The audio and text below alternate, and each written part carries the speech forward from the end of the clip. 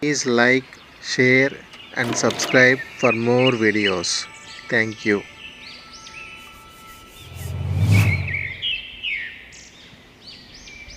Welcome to the sixth video in this mating range, and now we're going to look at the opera checkmate. Sorry, I was trying to do a bit of opera singing there, not good for the ears. But what is the opera checkmate? Well, the opera checkmate involves the rook and the bishop, and the rook comes flying down. Here we go, rook to d8, and it's defended by the bishop, trapping the enemy's king on the back rank. And there's always something in the way, so it can be any piece here on f7 trapping the king, except for a knight, because obviously a knight would be able to take the rook. And in this situation, the bishop is the piece that also traps the king in. So this is the basic version of the opera checkmate, and I'm now going to explain to you why it's called the opera checkmate and where it came about. So let's move on to the next game, and we have a very famous example of this checkmate in action. So there's quite an amusing story behind the name of this checkmate. Apparently it relates to this game and the position we're going to go through here, which was played in 1858 at an opera house in Paris.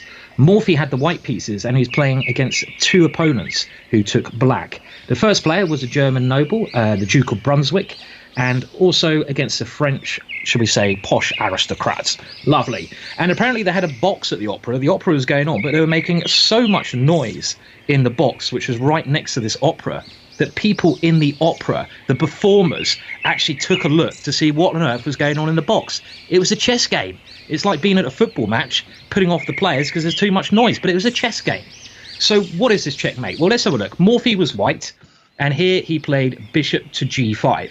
And what this game really demonstrates is the power of pieces and quick development. Look at all the white's pieces, lovely developed.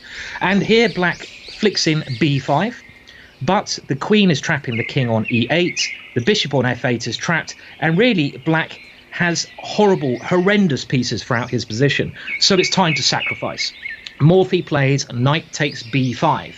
And the point of this is, after pawn takes, he has bishop takes b5 check, and now this black king is really open.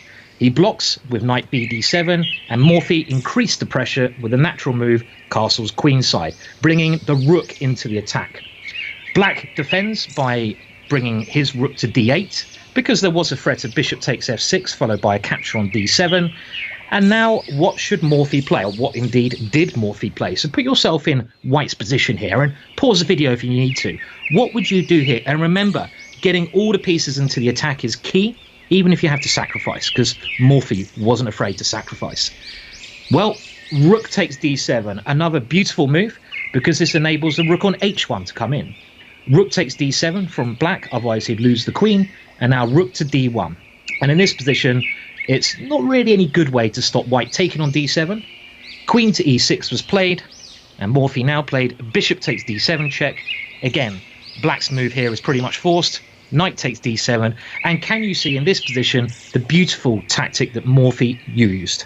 And after his next two moves, we have the opera checkmate. So what did white do? Pause if you need to here.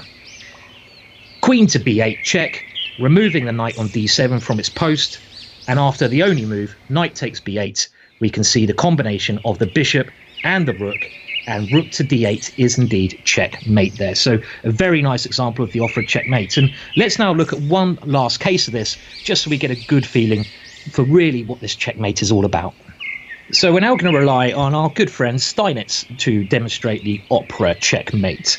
And this is a game he had against a chap called Vines, and black here played knight to a6.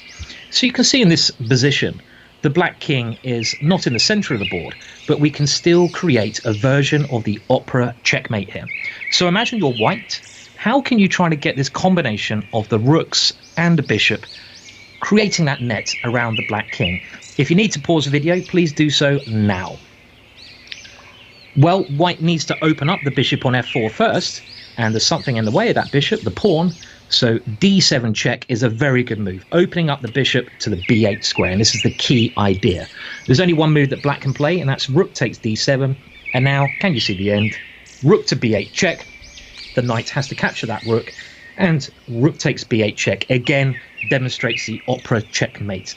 Slightly different to the last example because we have a rook blocking the king's escape and not a pawn this time, but it's exactly the same concept of bishop and rook. So remember, if you have a bishop striking down across the enemy's king, and if you have a rook that can come down, you should be looking for this kind of pattern in your own games. And that is the opera checkmate for you.